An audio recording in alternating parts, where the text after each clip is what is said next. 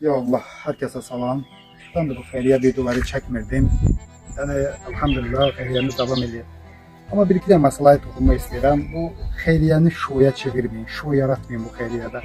Bu Allah'ın bizə elədiyi lütfüdür. Allah lütf eləyir, bizə yəni xidmət edirik.